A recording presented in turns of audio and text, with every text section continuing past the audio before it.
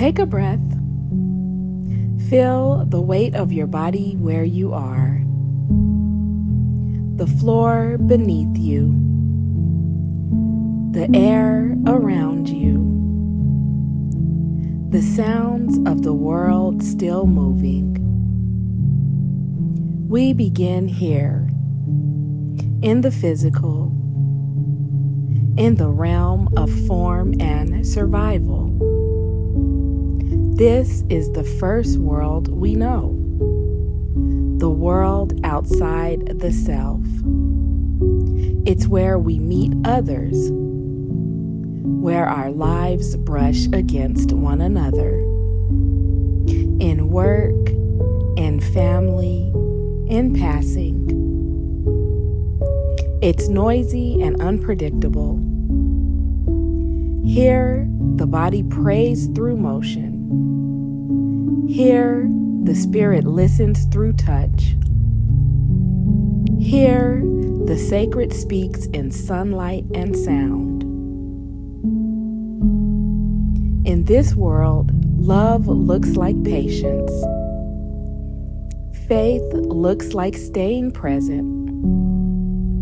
And holiness is as simple as a breath shared in honesty. As we begin today, may you remember that holiness has never been far away. It has always lived here, in the pulse of your breath, in the rhythm of your steps, in the way life meets you in the ordinary. So, before we speak of sacred mysteries, we honor this place, the outer courts, where the sacred first takes shape in flesh. May your body know it belongs here. May your spirit find rest in what is ordinary.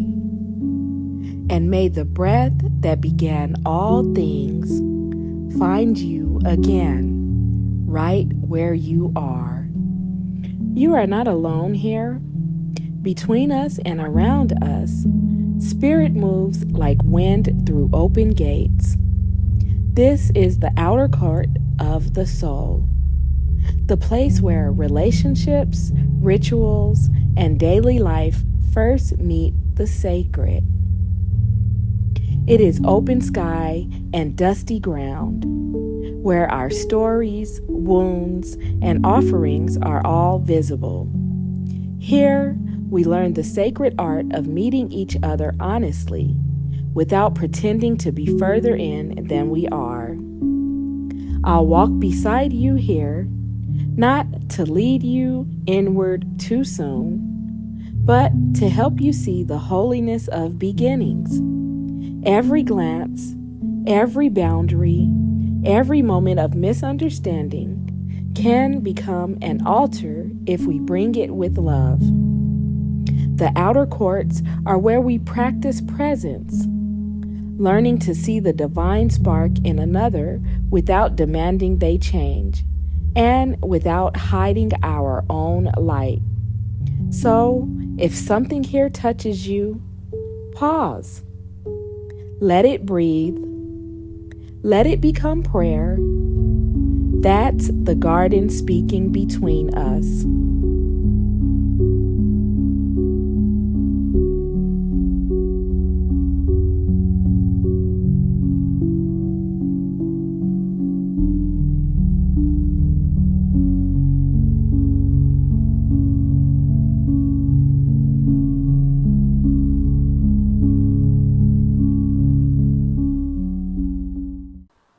When the Israelites entered the tabernacle, they did not step first into mystery, they stepped into sunlight.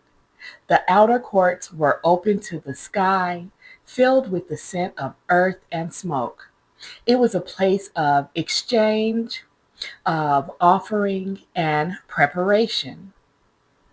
Our relationships often begin the same way. We meet each other in the open air. still carrying the dust of the world, still learning what it means to approach something sacred together.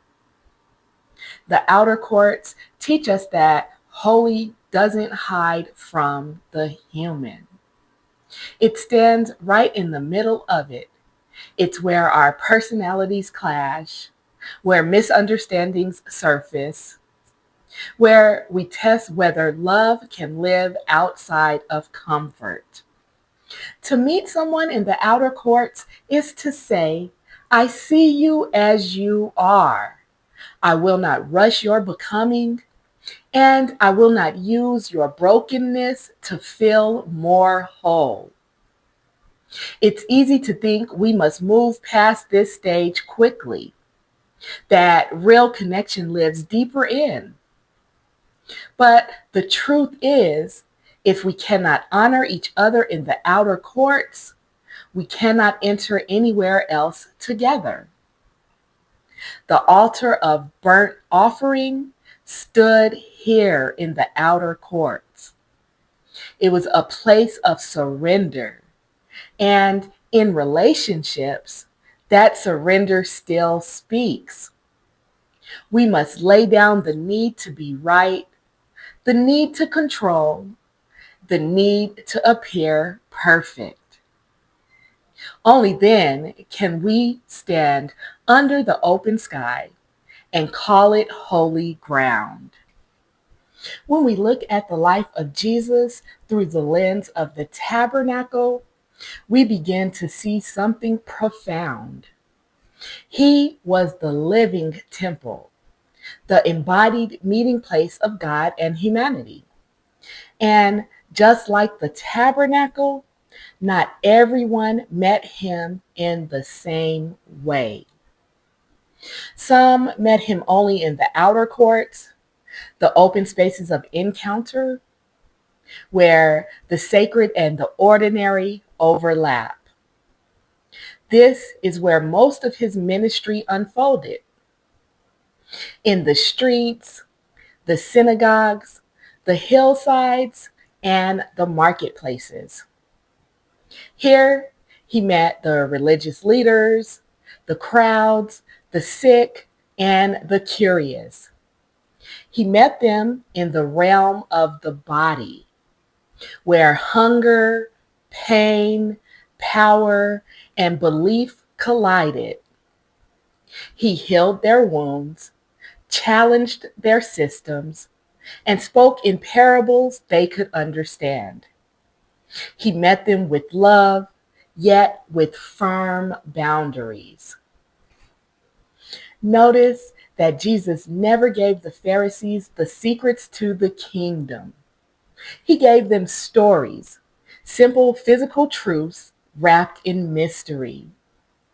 He didn't expose the Holy of Holies to those who weren't ready to see it. Instead, he remained in the outer courts with them, offering the chance to begin. Even his miracles in these spaces carried the tone of preparation, acts of compassion that invited people to look deeper. But it did not demand they cross the veil before they were willing. This is the nature of the outer courts. It is where love meets humanity as it is, without forcing transformation, without needing immediate understanding. It's also where Jesus modeled sacred boundaries. When the crowds pressed in too closely, he withdrew. When the teachers of the law demanded answers, he responded with questions. When people tried to make him king, he walked away. The outer courts are where discernment begins. To meet people here as Jesus did is to say, I will love you fully, but I will not give you what you are not ready to carry. Jesus' outer court relationships were expansive, but not intimate. He spoke to thousands, but opened his heart to few. He dined with sinners and skeptics alike, but he did not confuse compassion with access. Each encounter became an altar, an opportunity for transformation if the person chose to stay. The rich young ruler walked away. Zacchaeus climbed a tree to see more clearly. The woman at the well stayed and drank deeply. The difference was not Jesus' invitation, it was their readiness. This is what it means to live as a living temple in our own relationships. We are called to meet others in the outer courts of love, to show kindness, to speak truth, to listen without judgment, but also to honor the boundaries that protect what is sacred within us. We do not give the mysteries of our heart to every passing soul. We do not let the unready trample the holy. Even Jesus didn't. And yet, he loved them all. He saw every encounter, every question, every argument as part of the sacred dance of awakening. So, when you find yourself surrounded by people who don't yet understand you, when you are called to serve among those still asleep to spirit, remember, you are standing in the outer courts, and the work there is holy too. There's a story I carry from my own outer courts, a season when I longed for connection but feared exposure. I had spent my whole life serving in a religious community, saying all the right words, doing all the right things. At 12 years old, I even set out to read the entire Bible. I only made it through 2nd Kings before I gave up. It was something about those these and thous of the King James Version that were too much for me. During that time, I believed that being seen meant being accepted. I wanted so deeply to belong that I learned to offer whatever version of myself others found most comfortable. I became a master chameleon, trading understanding for effort and effort for perfection. I served, smiled, performed, and in the process, I forgot what my own soul sounded like. I thought I was being faithful, but I was only being seen. By 35, I had built a wall around my heart the size of Jericho. Nothing was getting in and nothing was leaving. Then one day, the deliverance minister who had first prayed over me simply looked at me. That moment startled me, not because there was anything wrong with his gaze, but because he saw through those walls that I didn't even know I had built. He saw me, the true me. And suddenly I was afraid, not of him, but of being seen. I remember thinking, why am I afraid? What am I hiding? And why can't I hide it from him? That look became an altar. It marked the beginning of a long road, the journey from hiding behind peace to practicing it. It taught me that presence isn't performance, it's permission. Permission for the truth to breathe between us. It wasn't until I stood in the rawness of being misunderstood, no titles, no protection, no applause, that I realized I was being invited into honesty. Like the Israelites in the outer court, I was standing in sunlight, exposed, learning that holiness begins where pretending ends. Job is described as righteous and blameless. Outwardly, his life appears complete: wealth, family, reputation, security. Yet, even in this seeming perfection, the story hints at hidden layers. Job regularly offers sacrifices on behalf of his children, just in case they have sinned. It's an act of devotion, but it also reveals a subtle anxiety beneath the surface, a striving to stay right before God through outward action. Like many of us in the outer courts, Job was performing presence, while certain truths within him remain unseen. He didn't even yet know the deeper awakening that awaited him. Then everything that once defined his security is stripped away. Wealth, health, and family fall away until only Job and his raw humanity remain. The outer courts around him, his world of form and belonging, collapses. Here, Job practices presence in its truest form. He does not pretend, he cries, he questions, he laments. His honesty becomes his offering.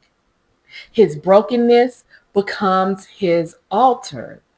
From a mystical perspective, this stage is preparation. The loss strips away distraction. Silence replaces performance.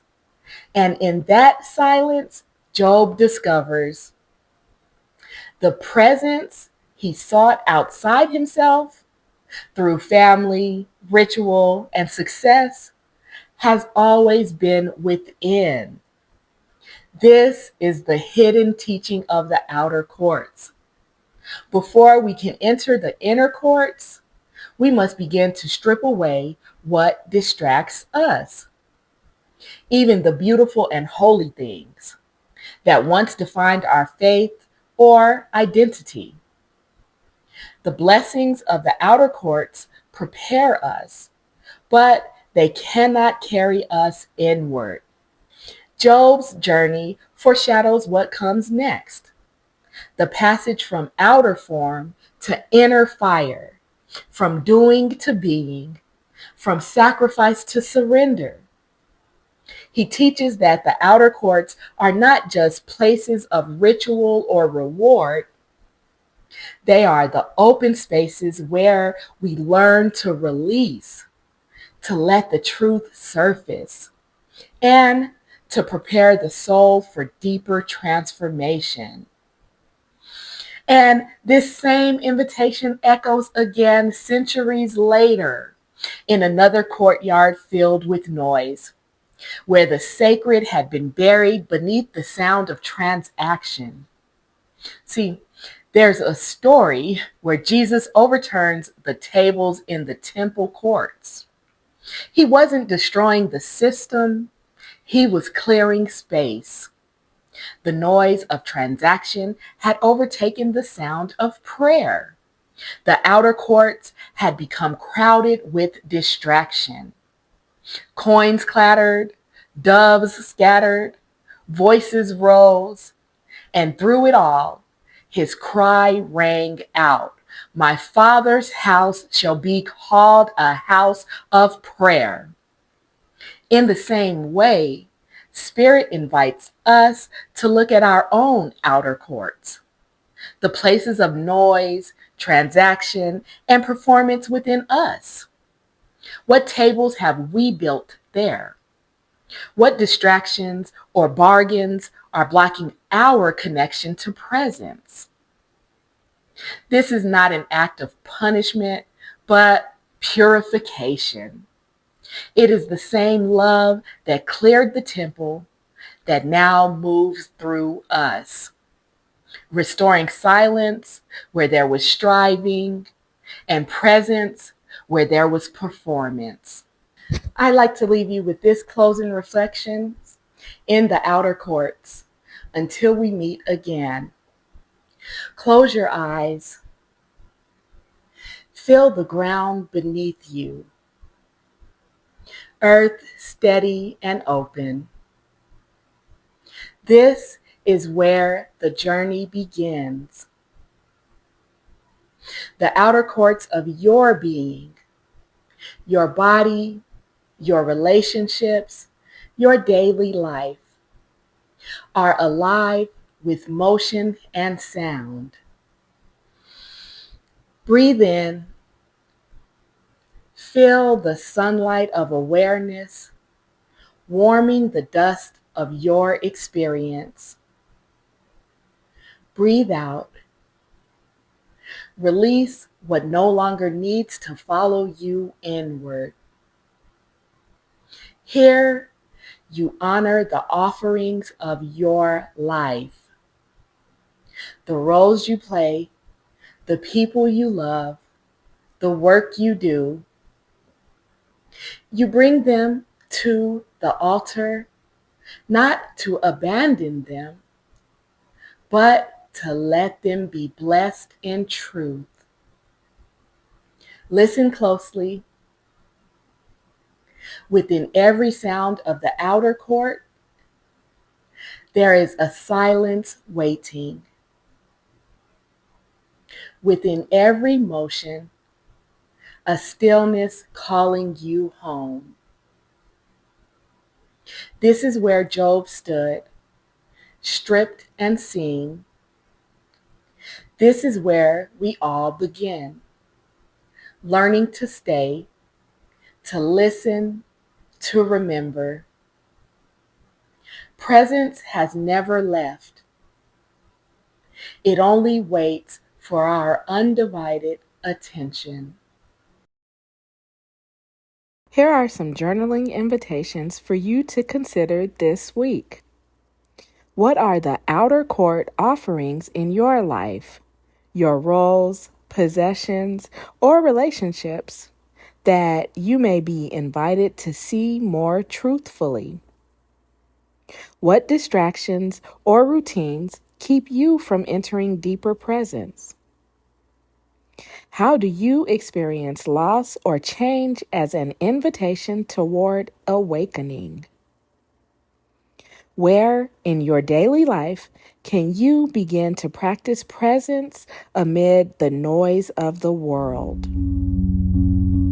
Beloved, as you walk through your outer courts this week, may your eyes see the sacred in the ordinary. May your hands bless the work they touch. May your heart remain open in the sunlight of awareness. When the noise rises, remember, stillness is waiting within it. When the world demands more of you, remember that you are already enough. May the stripping away become your preparation, and may your presence become your prayer. For the path inward has already begun. The Holy of Holies is waiting, not beyond the veil, but within the breath. You are seen, you are held, you are the dwelling place of divine.